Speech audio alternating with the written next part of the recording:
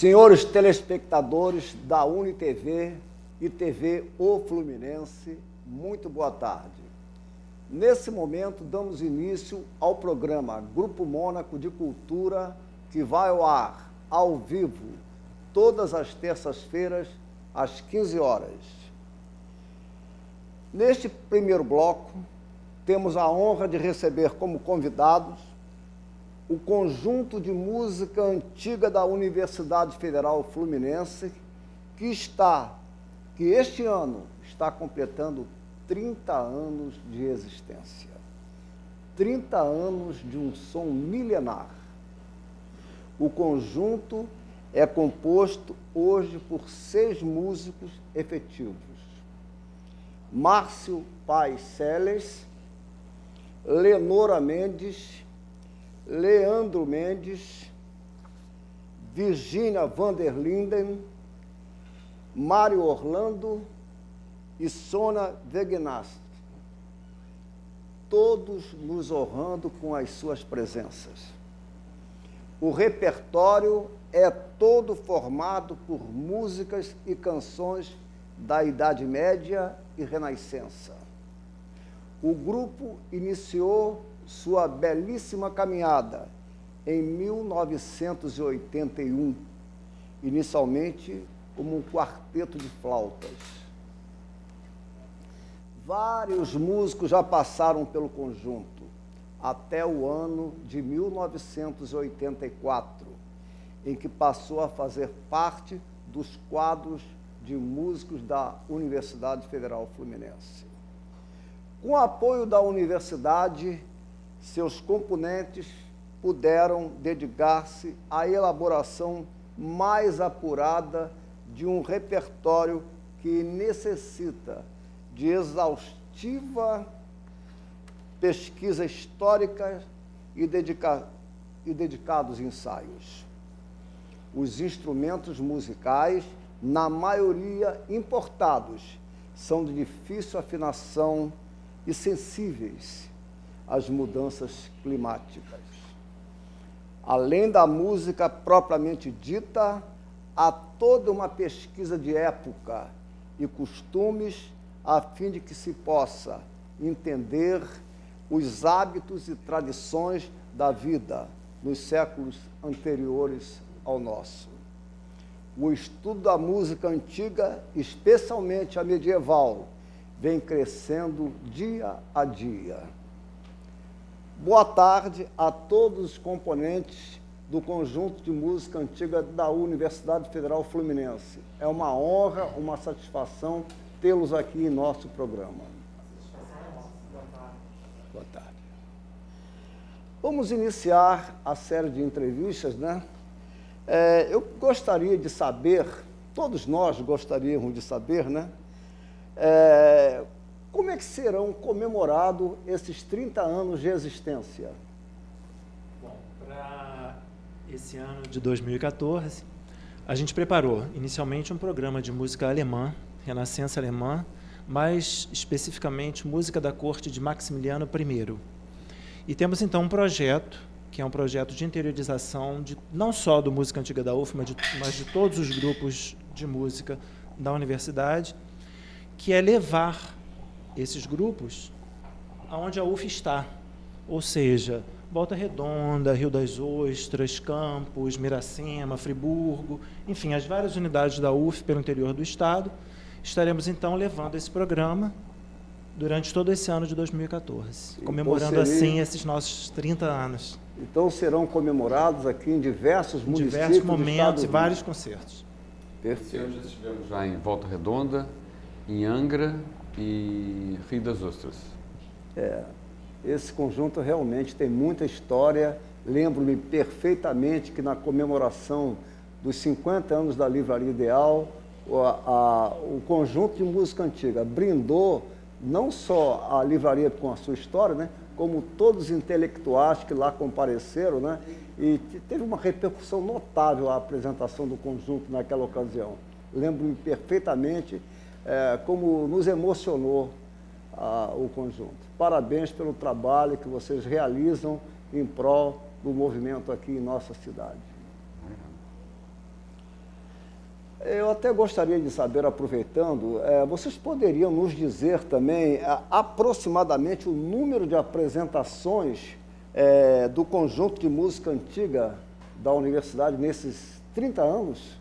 Claro, nós já fizemos mais de 1000 apresentações, já fizemos turnê pelo Brasil, várias turnês pelo estado do Rio de Janeiro, já tocamos em vários estados do Brasil também, sim, focado, e recentemente participamos de um festival de música na Europa, que foi bem legal. Então, ao todo, pouco mais de 1000 concertos, bastante coisa. Um número bem considerável, né? Um número 1000, mais de 1000. Com certeza. Inclusive muitos no estrangeiro? No estrangeiro, no exterior, como música antiga, efetivamente, e outros grupos que os outros participantes também fazem parte. Sim. Márcio, você foi o fundador desse grupo, né? Um conjunto de música antiga da UF. O que você teria a falar sobre esses momentos que vocês viveram, né? Para a gente foi muito assim, importante, né? essa contratação da UF na época, em 84, e a partir desse vínculo mais estreito com a UF, todos aqui estudaram, fizeram mestrado, doutorado e se capacitaram, né, ao longo dessa nossa trajetória aqui na UF, né? Então, e a UF também também criou oportunidades para que a gente fizesse, além de concertos, a gente fez alguns festivais de música antiga, alguma mostra de música antiga a gente fez aqui, cursos com professores, inclusive vindo de fora, da França, dos Estados Unidos, do Canadá. Então, assim, a gente, além de aprender muito, a gente também ajudou a compartilhar com outras pessoas aqui de Niterói, do Brasil mesmo. Todos vieram muitas pessoas interessadas em música antiga para esses encontros que a gente promovia no passado aqui, né? Eu estive presente em algumas apresentações de vocês e senti o público, né, assim, muito interessado na música antiga, no conjunto, que realmente é muito respeitada aqui em nossa cidade, né? A repercussão realmente no meio cultural de nossa cidade é extraordinária. Tem os instrumentos diferentes que a gente usa e tem também, apesar de ser uma música muito antiga, ela também é nova, porque quase ninguém ouviu, né? Uma música que foi feita no século XII, século XIII, XIV, XV, XVI. Então, são músicas que estão, às vezes, perdidas, né? O que você acha da gente mostrar alguma coisa? Tá bom, podemos mostrar. Pode ser? Podemos mostrar uma música? Alguma coisa? Então, a gente vai fazer uma pequena suíte de danças com 2 currantes e 4 gavotes, de Michel Pretórios. Vamos brindar aqui os nossos telespectadores, né, com a apresentação do conjunto.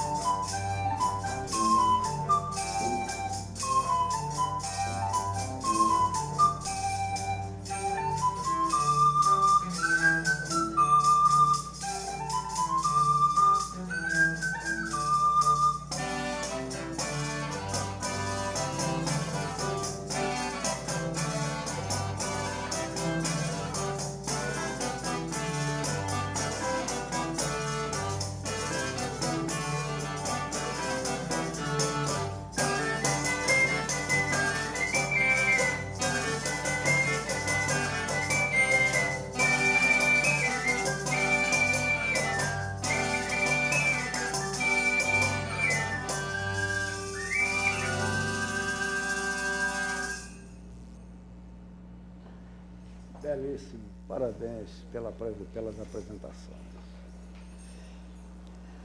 Bem, é certo que vocês já se apresentaram em vários locais, vários estados, capitais do Brasil.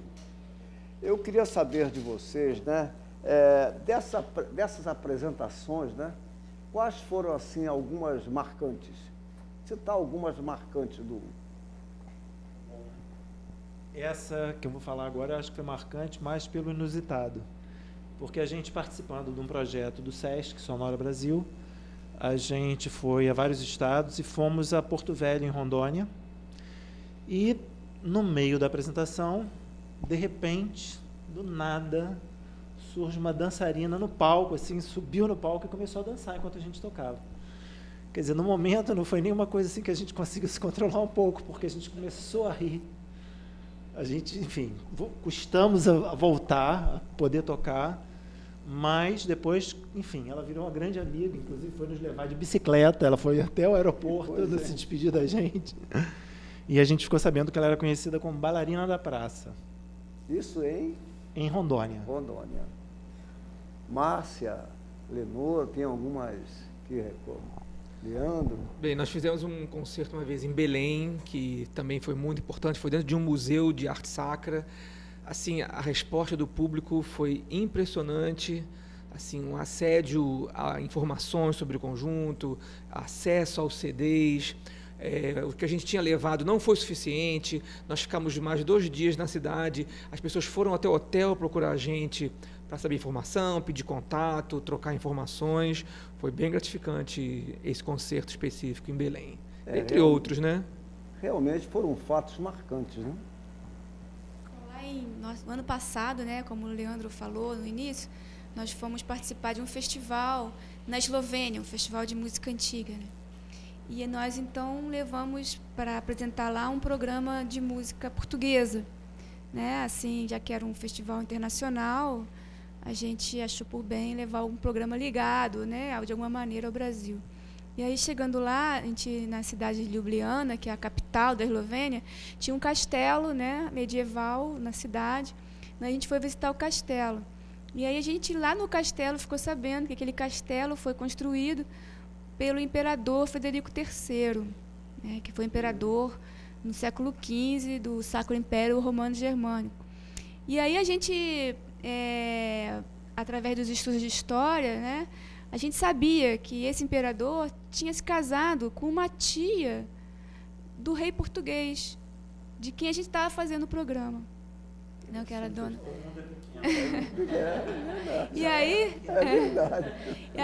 nós tocamos o programa português, né? E por causa dessa coincidência, né, de estarmos lá na Eslovênia fazendo um programa de português da corte do rei Dom Manuel, que era coincidentemente sobrinho da imperatriz, né, que morou naquele castelo em Ljubljana, a gente resolveu então fazer esse programa alemão da corte de Maximiliano, que foi o filho dela.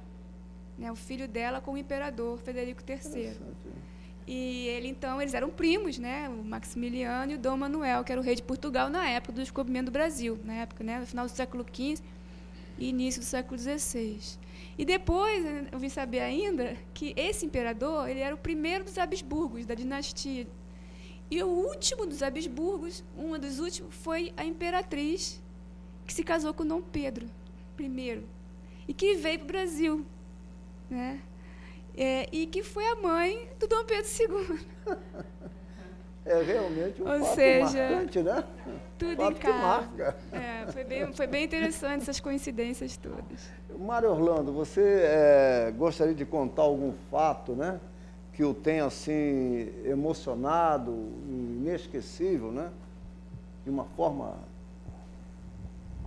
Bom, eu acho assim que uma coisa que marcou muito a mim, talvez não todos os integrantes do conjunto, mas foi a oportunidade que nós tivemos, eu, Márcio e a Eleonora, de irmos juntos para os Estados Unidos quando a gente foi fazer o nosso mestrado em música antiga.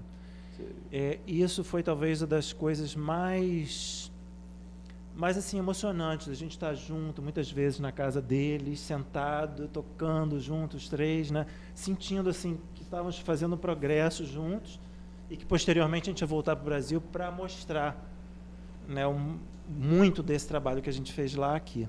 Isso foi para mim talvez das coisas mais importantes. Bueno. Nosso querido Leandro, eu queria saber, Leandro, a que idade você começou, né, a estudar música? E também a causa dessa paixão. Isso, eu comecei a estudar música efetivamente aos 13 anos, porque a minha mãe, que é a mesma mãe da Lenora, somos irmãos, ela é aquele pensamento da época, tinha que estudar uma língua estrangeira e fazer música, nenhum esporte. Então, a Lenora já tinha estudado música, já era professora de flauta, e ela resolveu, eu sou muito mais novo que a Lenora, então eu virei aluno da Lenora. Não parece, né? Eu virei aluno da Lenora e comecei a estudar flauta doce com a Lenora, e com o surgimento do conjunto eu já tocava, e música é fascinante, é uma paixão que você não consegue se livrar nunca, né? Vira até uma cachaça.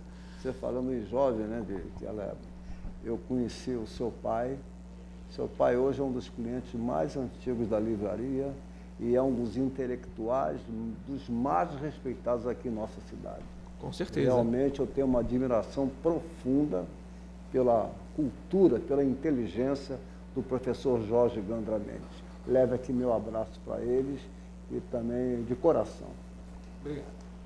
Lenora, você, além de música, né, da música, também é doutora em História.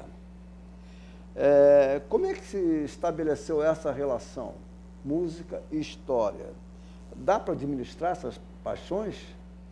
No nosso caso, a gente faz música medieval e renascentista, né?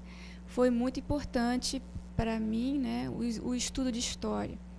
Porque com a História eu entendi muito melhor a música que a gente faz. Né, toda a época e todas as relações, e o momento da música, o lugar da música na sociedade medieval e do início do Renascimento. E foi muito importante. Não é fácil de administrar, porque são duas áreas que exigem muito, né, e realmente não é fácil. Mas a gente vai administrando na medida do possível. Mas assim, eu só quero ressaltar que o Márcio também, né, é doutor em História, e o Leandro também terminou agora o doutorado dele em literatura. Então, falando assim, em doutorado, qual foi o seu doutorado, o doutorado de História? A minha tese foi da música no teatro de Gil Vicente. Né? Gil Vicente é um dramaturgo português. Sim. Desse período Dom Manuel, né, que nós falamos aqui. Ele trabalhou na corte de Dom Manuel, até viveu na corte de Dom Manuel e de Dom João III, que foi o rei seguido, né, filho de Dom Manuel.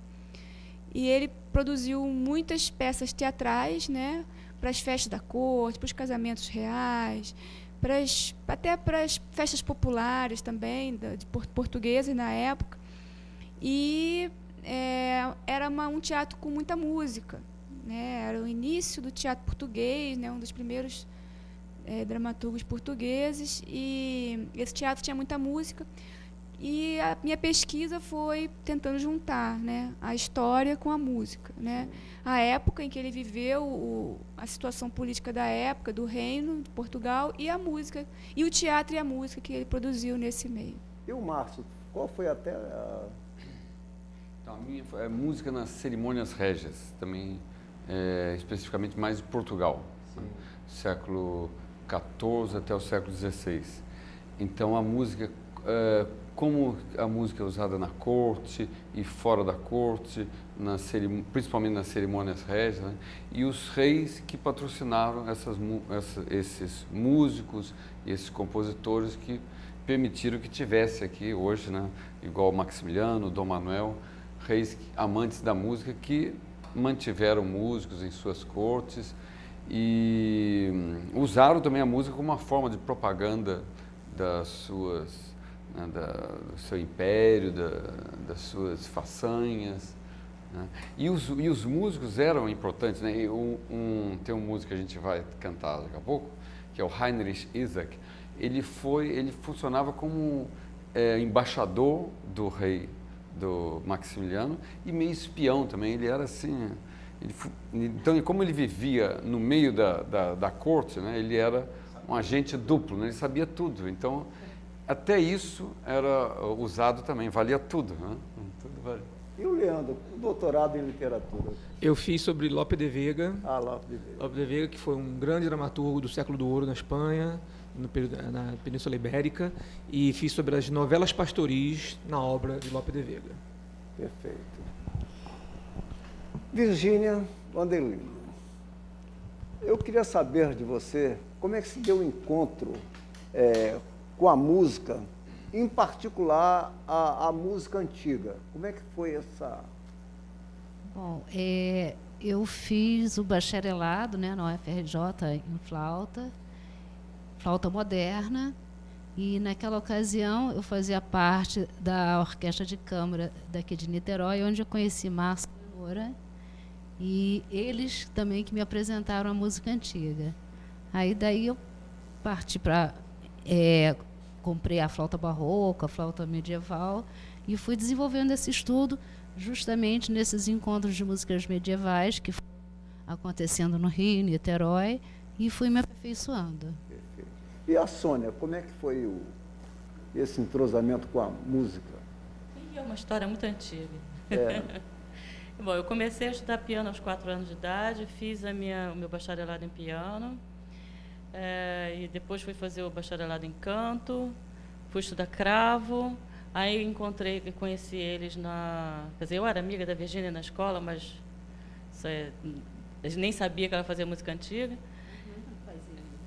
E aí conheci o Márcio e a Lenora num desses encontros, e aí foi uma coincidência feliz. Em um programa, faltava muito pouco tempo para esse programa ser apresentado, e a menina que ia cantar, que era a cantora convidada deles, teve um problema e teve que sair né? Então eu vim substituí-la e até hoje não saí. Eu sou convidada do Música Antiga há 20 anos. 21, para ser mais exata. Não, 20. Fazer agora em setembro. Exatos 20 anos. 20 anos. Agora um ligeiro intervalo e retornaremos para a apresentação do segundo bloco do Grupo Mônaco de Cultura.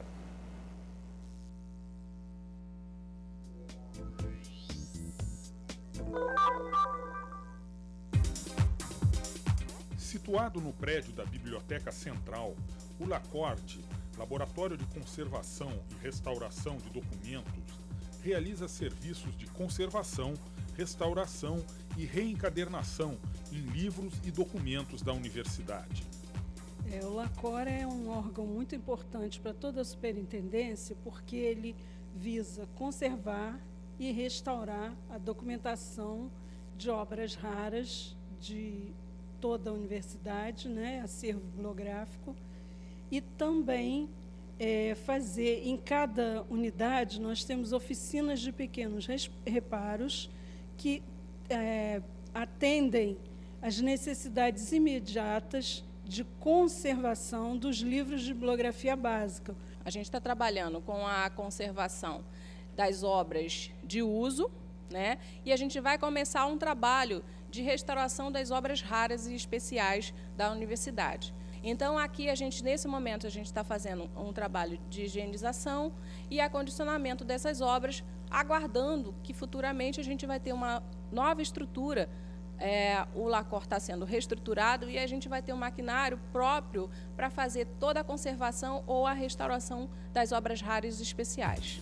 Para atender a demanda das inúmeras bibliotecas da UF, o LACORD implantou as oficinas de pequenos reparos. Essas oficinas ficam nas bibliotecas e recebem treinamento e equipamentos do LACORD. Hoje, a gente está trabalhando firme nas oficinas de pequenos reparos. Essas oficinas têm a função de fazer com que, toda vez que tem algum problema, soltou uma folha, a capa, pelo uso, a gente vai... essas oficinas têm a função de fazer com que esses reparos sejam feitos e sejam feitos de uma forma mais rápida possível, de forma que esse livro volte o mais rápido possível à circulação. São série de etapas até que o livro fique pronto novamente. Num primeiro momento, ele sai do acervo, quando a gente identifica que ele está em condições ruins, passa por uma parte de higienização e de limpeza, onde a gente limpa as folhas, apaga riscos, né, tira durex, todo o material danoso para o livro.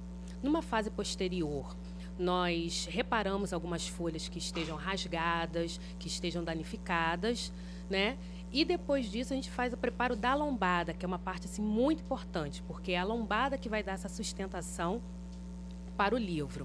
E a fase final é de preparo da capa, da nova capa deste livro, a partir de um processo que a gente usa determinados materiais para preparar uma nova capa e, dentro do possível, utilizar também a capa inicial, a capa original desse livro. A gente está fazendo treinamento de mais ou menos 20 pessoas por semestre, né? As pessoas são treinadas e recebem, a biblioteca vai receber recebe um kit com todos os materiais necessários para fazer o trabalho de conservação nas oficinas de pequenos reparos, né? Com isso, a gente faz com que todo o livro seja processado na biblioteca, não tendo necessidade de vir para o LACOR. O que a gente pode perceber também é que os próprios usuários, né, elogiam esse trabalho. Quando pegam um livro já restaurado, eles sentem o cuidado que a gente tem para oferecer para eles sempre e melhor um serviço, né?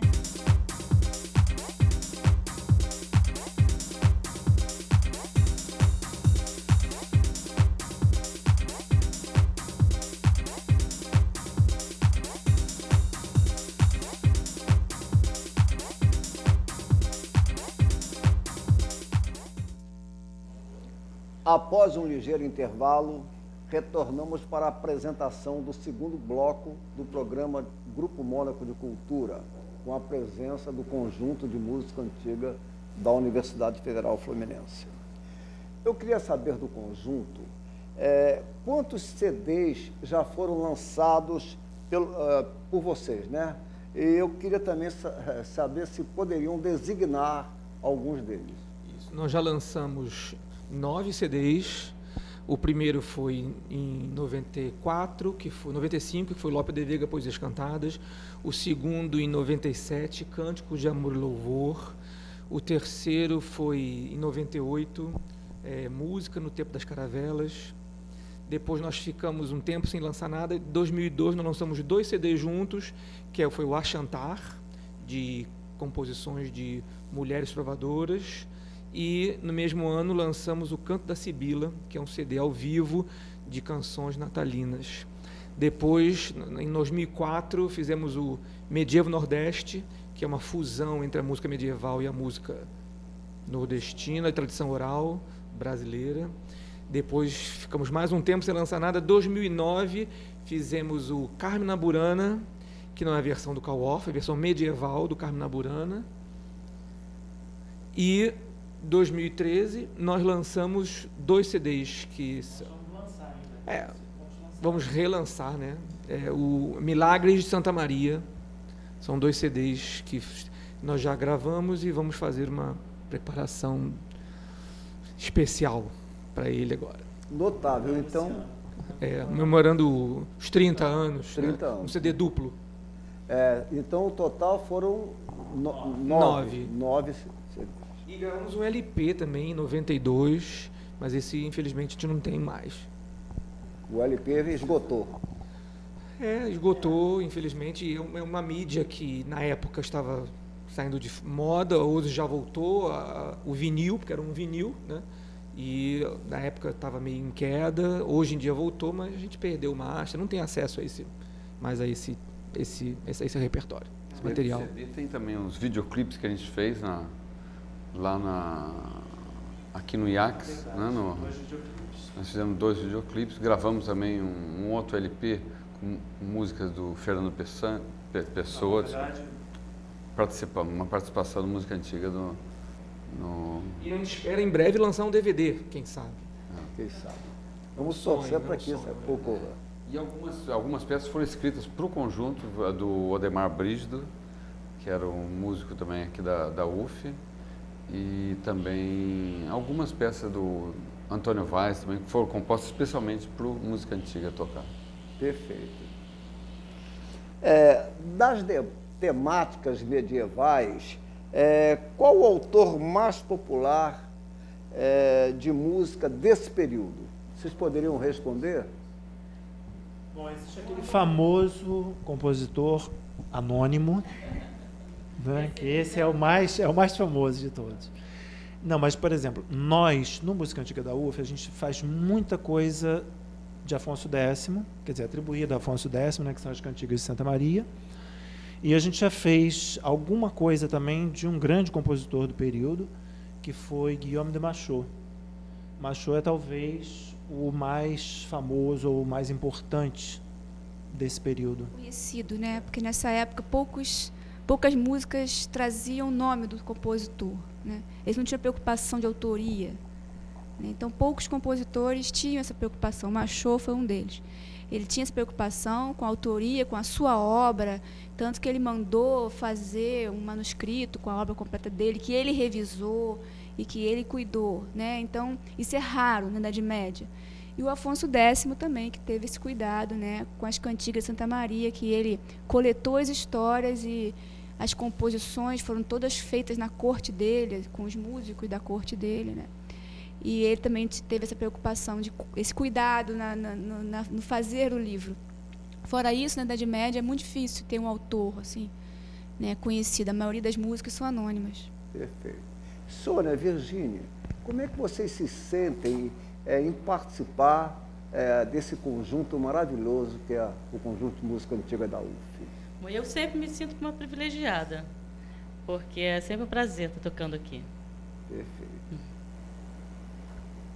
Não, igualmente, é um privilégio, né, eu ter...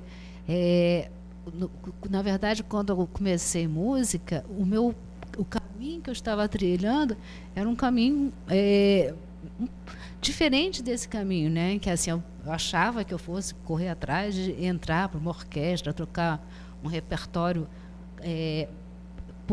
mais para cá, né? Clássico para frente. E depois que eu entrei para o grupo, eu fui me encantando por esse universo, por essa música, por esses instrumentos e por esse mundo, essa parte histórica que justamente a Leonora e o Márcio, os dois que são o nosso elo de informação e nos situar dentro desse mundo, né? E eu fui me encantando cada vez mais, e lá se vão 30 anos. Né? 30 anos. Cá estamos juntos. Mário, eu gostaria, se possível for, você fazer uma apresentação dos instrumentos que...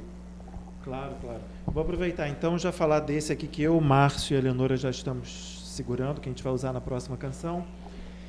São violas da gamba, tá? Ela tem esse nome porque gamba em italiano significa perna. Então, é a viola que a gente toca apoiando na perna. Um instrumento que 6 cordas, tá? E que tinha vários tamanhos. Uma característica do Renascimento são as famílias dos instrumentos. A Leonora tem ali, então, uma viola da gamba soprano, e eu e o Márcio temos uma viola da gamba, 2 violas da gamba baixo. A minha ela tem uma corda a mais, porque esse modelo é um pouco posterior, já é um modelo barroco, do período barroco, e ela, então, na França, ganhou essa 7ª corda. Tá? Um instrumento com trastes e com cordas de tripa, tocado com marco. Nós temos também sopros, né? Vários sopros. O Leandro tem aqui algumas flautas, tá? Alguns membros da família da flauta doce. Ele tem ali uma sopranino, eu estou indo da menor para a maior, a sopranino, a soprano, a contralto e a tenor. Né? Conforme o instrumento aumenta, ele vai ficando com um som cada vez mais grave. A Virgínia também tem flautas lá, no caso, são as flautas transversais. Ela tem ali 2 modelos. A menor é um modelo barroco, tá? Uma flauta barroca com chave. Já a outra maior é uma flauta baixo, tá? Um modelo renascentista. O Márcio e a Leonora já se prepararam aqui com esses outros instrumentos que parecem um cabo de guarda-chuva.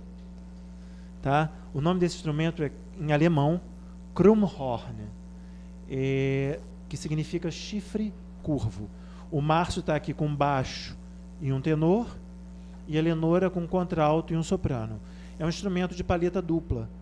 Né? Ali dentro, a Leonora está mostrando ali, ó, a palheta do instrumento, só que a gente não toca diretamente na palheta, como, por exemplo, um oboé. a gente toca, sopra naquela cápsula, ela fica cheia de ar, e esse ar é que faz vibrar, então, ali a palheta. A Virgínia também está com outro instrumento ali de palheta, aquele ali, você vê, é reto, né? É um house fife. Também existe uma família inteira, né, de house fifes. O que mais que nós temos? A Sônia vai usar daqui a pouco, já usou na primeira suíte de dança que a gente fez, alguns instrumentos de percussão. Tambores, pandeiretas, pratos, guizos, darabucas, enfim. Esses são os instrumentos que nós estamos utilizando hoje nesse programa alemão. Existem muitos outros instrumentos. Bem, pois. Inclusive, assim, no acervo particular, né? No caso, eu devo ter, assim, sei lá, uns 10 instrumentos, digamos. A Sônia, uns 20. Enfim, cada um número X grande que vai adquirindo. E no caso de Leonor e Márcio, por exemplo, eles têm o quê? Uns 200. A proporção é esse nível, né? Onde eles passam, eles vão adquirindo coisas inusitadas. Inclusive, teve um recentemente que eu fiquei apaixonada, que era da onde? Aquele que tinha toda a escala de percussão, da onde? Da Polinésia. E é isso. O que move também é a questão da curiosidade, de integrar, de aproximar o instrumento, talvez étnico, para esse repertório. E assim, tudo isso aí, de certa forma, faz parte do nosso DNA, né? A gente descobre ali, no nosso DNA musical, né? A gente descobre, isso aqui parece... A gente sempre sente um arzinho da nossa, né, nossa cultura ali, na cultura, né, do Brasil ali. Né?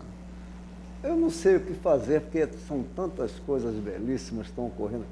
É melhor nós fecharmos, peço as considerações finais de vocês e deixo o final para a apresentação, ou vocês querem fazer o que vocês... Não, eu acho que vamos tocar alguma coisa, agora, né? Mostrar um pouquinho, aproveitar que nós estamos aqui com as violas da gamba. E a próxima canção ela foi escrita por um compositor chamado Heinrich Isaac, o Márcio já chegou a mencioná-lo. Maximiliano I, numa viagem à Itália, ele conheceu esse compositor e ele foi então convidado a ir para a corte de Maximiliano para ser seu mestre de capela. E Maximiliano também, ele fez da cidade de Innsbruck a sua morada. Então essa canção o Isaac compôs quase que em uma homenagem. Na verdade, ele está partindo, né? A letra conta ele partiu, ele está longe da cidade de Innsbruck, então ela é quase uma canção de exílio. Perfeito. E ele então fala da saudade que ele tem de suas ruas, enfim, de suas casas, de tudo nessa cidade. Então vamos brindar aos telespectadores e a todos com a apresentação. E nós vamos fazer então 2 versões dela, as 2 de Isaac, uma delas a 4 vozes, onde a gente vai primeiro ouvir a melodia na voz do soprano, e depois uma também a 4 vozes, mas com a melodia principal em cânone entre as 2 vozes masculinas. Então vamos lá.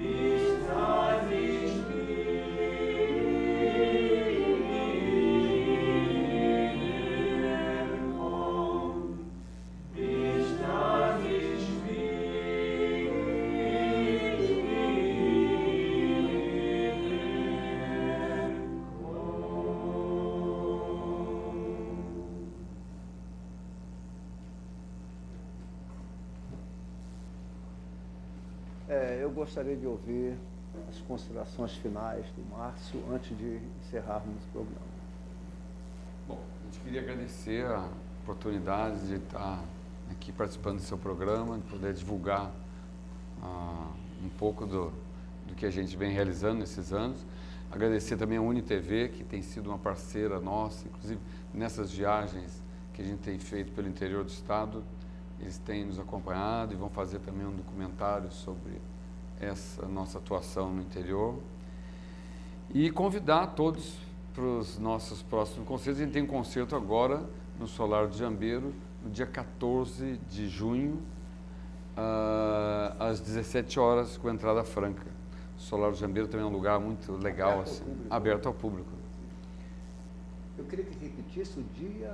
Então, dia 14 de junho, é um sábado, às 17 horas. Certo. Então, todos ficam então, convidados. Estão todos convidados. Por favor, considerações finais do Mário. Eu acho que o Márcio já falou tudo o que eu gostaria de falar. E é isso, a gente espera ter enriquecido de alguma forma, né, os ouvintes, com um pouquinho da nossa história e um pouquinho também aqui das histórias, desses instrumentos e desse repertório que encanta tanto a gente e que a gente acha que encanta também o público. A UniTV, canal 17, a TV O Fluminense, fica imensamente gratos a você. Leandro. Agradecer mais uma vez a oportunidade de ter convidado a gente para participar desse programa de televisão, que tem divulgação, que acessa as pessoas em seus lares, e é sempre um prazer poder divulgar o nosso trabalho. Obrigado. Leonora. Bom, muito obrigada também à UniTV, a Carlinhos, pela sua oportunidade, que para a gente é sempre muito importante, né? E espero que todos possam ir ao concerto para ver o programa inteiro de músicas na corte Maximiliano e danças também da Renascença Alemã. Virgínia. Agradecer à UniTV e ressaltar a importância dessa dobradinha, né, aproveitar essa mídia que está acontecendo, essa forma de comunicação que está acontecendo entre a UniTV e Música Antiga da UF, que está sendo muito legal para a gente. Obrigada a todos. Sônia. Bom, também agradecer a oportunidade de estar aqui, enfim, espero que seja a primeira de muitas. Para terminar, gostaríamos de brindar os nossos telespectadores ouvindo o conjunto de música antiga da UF no término do programa. Não pode haver forma mais bonita e expressiva de manifestar nossa alegria pelos 30 anos de existência do conjunto de música antiga da UF. Parabéns ao conjunto por essa trajetória belíssima que o conjunto nos proporcionou. Bem, eu gostaria então de deixar a cargo do Mário, do Márcio, né, para comandar mais algumas músicas, algumas apresentações até o encerramento do programa. Tá ótimo, então. Então nós vamos dar prosseguimento com mais 2 arranjos para uma mesma canção, Schwarz. É uma história não de amor, mas de desamor. Enfim, o rapaz brigou com a namorada, na verdade ela que brigou com ele, porque ele aprontou todas com ela. Só que ele era muito engraçado, muito divertido, e ele então ficou falando um monte de besteira para ela, até que ele desarmou ela e voltaram então a se falar. Então uma versão com melodia na voz do Márcio, e depois em cânone também novamente com o Leandro e o Márcio.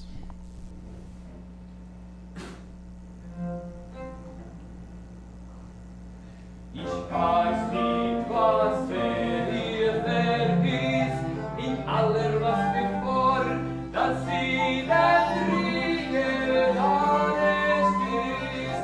Das macht noch nicht weiter mehr in aller was bevor. Heia ho, gut, Heinrich Spenzian, Hagermund und Riedgras, Larkes, Kansach, Achselkolben, Dittelkolben, wo die breiten Dockenblätter wahre Folgen haben. Ho, ho, ho, ho, ho, ho, ho, sie will mich graben.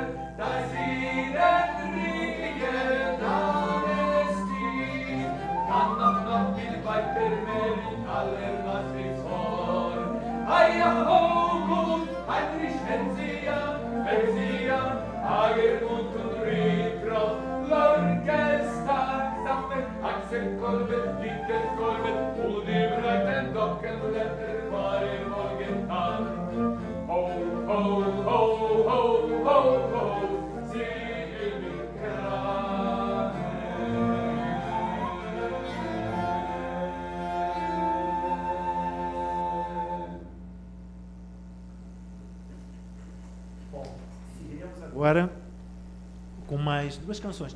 Eu gostaria de frisar que essa época, essas composições são todas o que a gente chama de tenor lead.